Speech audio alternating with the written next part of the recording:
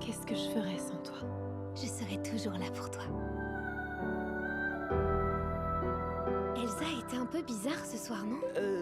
Pas plus que d'habitude. J'entends une voix. Une voix? Comment ça?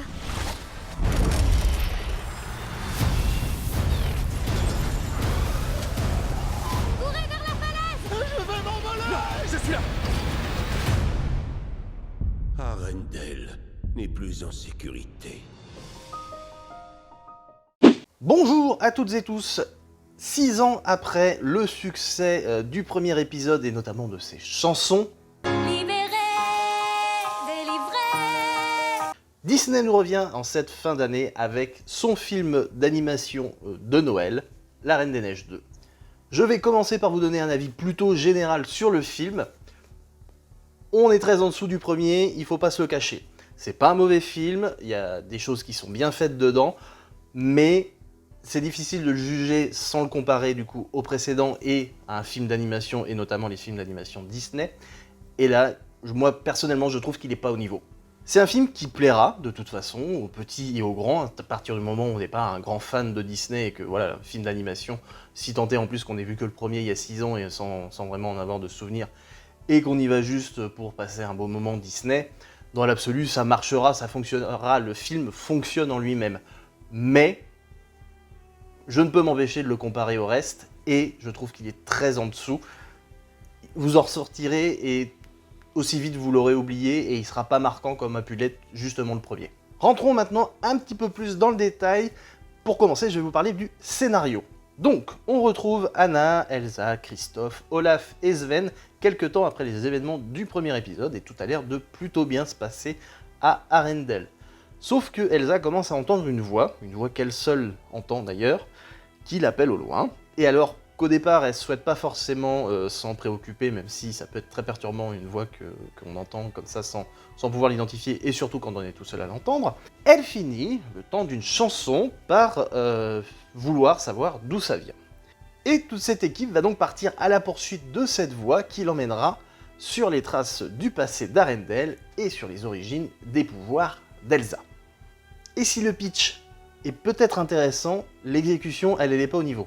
Alors attention, il y a de bonnes choses, notamment le fait qu'il n'y ait pas d'antagoniste principal, on n'est pas sur un méchant défini contre qui il va falloir se battre et pour arriver à la fin du film.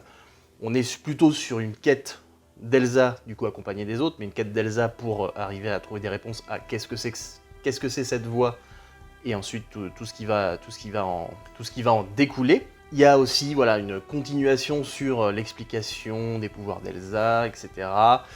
Sur le lore en lui-même de cet univers, des autres peuples qui peuvent entourer Arendelle, et toute la mythologie qu'il y a autour de ce monde. Mais, par exemple, le fait qu'il n'y ait pas d'antagoniste fait que derrière, alors je dis pas qu'il faut un antagoniste pour en avoir, mais il n'y a pas d'enjeu dans ce film. C'est juste ça, c'est la quête d'Elsa, et ça peut être très intéressant, mais derrière, il n'y a aucun impact sur l'histoire et sur le monde en soi, en fait. Et en fait, l'histoire en elle-même, il n'y a pas d'enjeu, que ce soit sur les personnages ou sur le monde, le royaume d'Arendelle qu'ils sont censés protéger. Du coup, le film, il essaye d'en ajouter, mais c'est très artificiel, et du coup, ça arrive un petit peu au dernier moment, et on n'a même pas le temps de s'en inquiéter que c'est déjà résolu. Du coup, c'est pas à suivre, c'est pas agréable. Et en fait, tout y est assez prévisible et sans surprise, et on regarde le film qui défile devant nous, et on n'arrive jamais vraiment à s'investir, que ce soit dans l'histoire ou dans les personnages, en fait.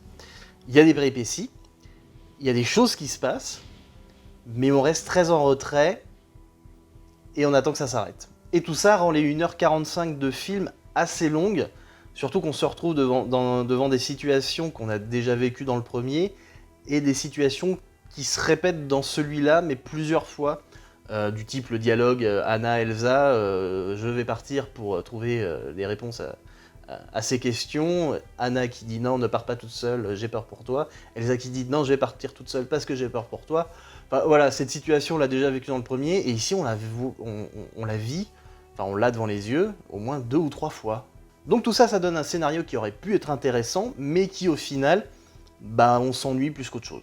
Concernant les personnages, c'est les mêmes que dans le premier, mais en moins fort. Elsa, elle est plus raisonnée par rapport à ce qu'elle a vécu du coup dans le premier, du coup elle est plus raisonnée sur ce qu'elle fait et sur ce qu'elle veut faire. Du coup le personnage est beaucoup moins impactant. Anna, elle a perdu ce grain de folie qu'elle avait dans le premier, qui moi me plaisait beaucoup dans le personnage, c'est pour ça que c'était d'ailleurs mon personnage préféré du premier. Christophe, quant à lui, il sert à rien, donc il est là, il suit l'histoire, mais alors il ne sert strictement à rien, il n'a aucun impact sur l'histoire. Il y a une sous-intrigue avec son personnage, mais on sait de toute façon dès le départ comment ça va se terminer. Et en plus, le film se permet à un moment donné de s'en débarrasser, c'est-à-dire qu'il le met de côté, et du coup ça prouve bien que le personnage n'a aucun impact sur l'histoire et du coup ne sert pas à grand-chose. Et c'est dommage. Quant à Olaf, alors j'étais loin d'être un grand fan de Olaf dans le premier épisode, mais il avait l'avantage de ne pas arriver très tôt dans le premier épisode, ce qui faisait qu'on avait toute une partie sans Olaf. Là, c'est tout le film, et moi, je sature. Moi, Olaf, alors les sidekicks rigolos, notamment dans les films pour enfants, Disney ou autres, moi, ça me dérange pas, au contraire, ça apporte un petit peu de légèreté à des situations, des fois, qui sont un peu sombres. Mais alors là, il est lourd, quoi. Enfin, c'est pas drôle. Enfin, moi, ça ne m'a pas fait rire. Autour de moi, ça a fait rire, donc je pense que le problème vient de moi. Mais, enfin, moi, il m'a pas fait rire une seule fois du film, même pas sourire. Moi, Olaf, je le vois apparaître, je souffle et j'attends que ça se termine. Et c'est long, quand il est là, c'est long. C'est des blagues qui sont trop longues. Donc moi, Olaf, c'est non. Et là, vu que c'est tout le film, ça m'aide pas à aimer le film, en fait. Et il y a d'autres personnages, des personnages secondaires qui sont intégrés, du coup, à cette nouvelle histoire, qui ne servent pas non plus à grand-chose, qui sont là pour être présents parce qu'il faut rajouter du sang neuf, on va dire, dans l'histoire, mais qui, s'ils n'étaient pas là au départ, ça n'aurait pas changé grand-chose. Et ils sont là à la fin... Enfin, ils n'ont aucun impact sur le déroulé de l'histoire non plus. Du coup, ils en deviennent totalement inintéressants. Concernant la réalisation en elle-même, alors c'est bien fait, le film est bien fait, le film est beau, il y a des plans qui sont plutôt jolis, mais ça révolutionne rien non plus, il n'y a rien de forcément de nouveau. Surtout quand on a un Toy Story 4 qui est sorti il y a quelques mois et qui, lui, en termes d'animation, justement, était assez bluffant. Là, on a quasiment l'impression qu'il y a un pas en arrière par rapport à... Alors je sais pas sur la production, c'est pas les mêmes équipes, de toute façon, je ne pense pas, qui gèrent les deux films. Mais voilà, on sent qu'il y a un écart de niveau entre Toy Story 4 qui est sorti cet été, et La Reine des Neiges 2 qui sort là à Noël. Et donc il y a des belles choses dans le film, il y a des décors qui sont sympas, il y a des animations et des effets qui sont sympas, mais il y avait plus à faire. En fait, c'est le problème général de ce film, c'est qu'il aurait pu faire plus avec le matériau de base qu'il avait.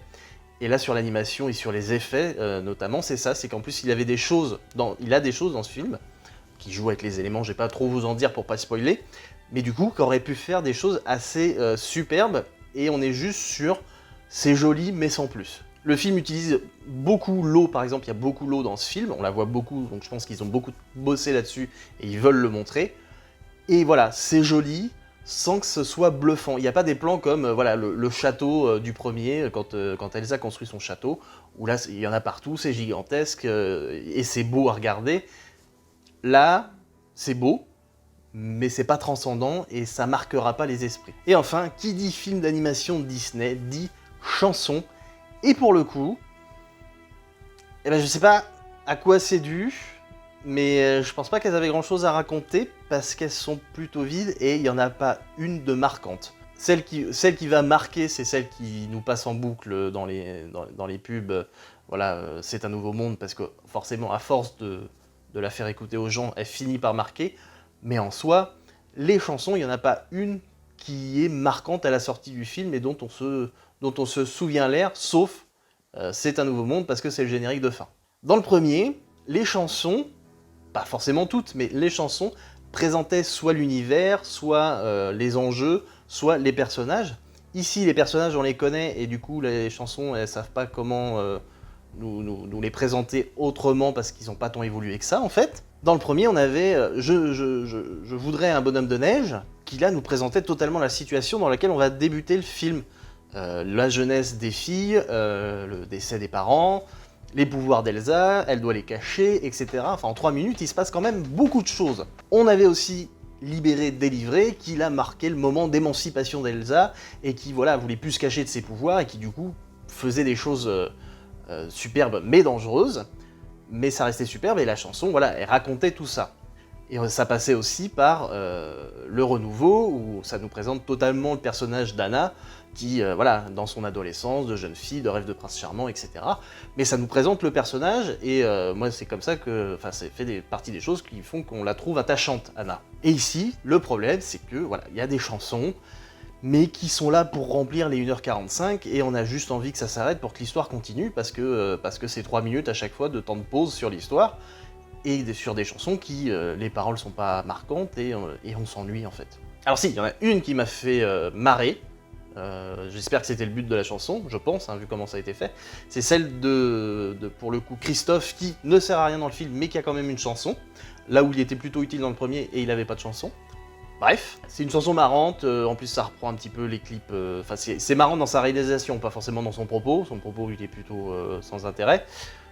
C'est une chanson d'amour, quoi, mais dans sa réalisation, ça reprend un peu des clips des années 90, des années 2000, surtout des années 2000, des chansons d'amour, on n'en voit plus beaucoup comme ça aujourd'hui, mais quand vous le verrez, vous comprendrez à quoi je fais référence, et du coup ça m'a fait marrer. Mais voilà, ça a duré 3 minutes, et après c'était fini. Et voilà, ici je trouve pas qu'il y en ait forcément une de bonne et une de marquante. Vous entendrez pas pendant des années dans un autre monde, ça c'est sûr. Ça fera pas le même effet libéré, délivré, alors c'est peut-être rassurant, du coup on va éviter d'arriver à l'overdose. Mais voilà, c'est lourd, ça raconte pas grand chose. Et voilà, comme je le disais, on a juste envie que ça s'arrête et que l'histoire avance. Voilà, vous le sentez bien, ce film est plutôt une déception par rapport au premier, par rapport à ce qu'il pouvait promettre avec son pitch. Et au final, on en ressort et on va très vite l'oublier, celui-là, et on va plutôt repenser au premier, et c'est dommage. Il y a une époque où Disney sortait ses suites. Le Roi Lion 2, Le Roi Lion 3, Aladdin 2, enfin le retour de Jafar, Aladdin et le prince des voleurs, je crois, ou le roi des voleurs. La Belle et la Bête, il y en a eu aussi 2 ou 3. Et toutes ces suites sortaient en VHS ou DVD. Eh bien, je pense que si La Reine des Neiges 2 était sortie à cette époque, ça serait jamais sorti au cinéma. Ce serait sorti en VHS ou DVD, mais pour moi, ça n'a pas l'impact d'un film Disney au cinéma comme on l'attend. Mais voilà, comme je vous le disais au début, je vous déconseille pas d'aller le voir non plus. Vous allez passer un beau moment. Les enfants passeront un beau moment. Ils vont se marrer avec Olaf. Il y a des moments un peu plus tristes. Voilà, le film n'est pas mauvais en lui-même, mais ensuite du premier et dans l'ensemble des films Disney, il est décevant. En tout cas, merci à toutes et tous d'avoir regardé cette vidéo. Si ça vous a plu, n'hésitez pas à mettre, comme d'habitude, le pouce en l'air et un petit commentaire. Ça fait toujours plaisir. Si vous souhaitez ne rien rater des prochaines vidéos, abonnez-vous, activez la cloche, vous connaissez la formule. Enfin, si vous voulez soutenir la chaîne et ce que je vous propose et ce que je vous proposerai par la suite, il y a des choses qui vont arriver, n'hésitez pas à partager sur vos réseaux cette vidéo. C'est le moyen le plus simple et pourtant le plus efficace de me soutenir. Sur ce, je vous fais des bisous, je vous dis à la semaine prochaine et je vous souhaite une bonne séance. Ciao! Protéger Arendelle à tout prix. Je crois en toi, Elsa. Plus qu'en n'importe qui ou n'importe quoi.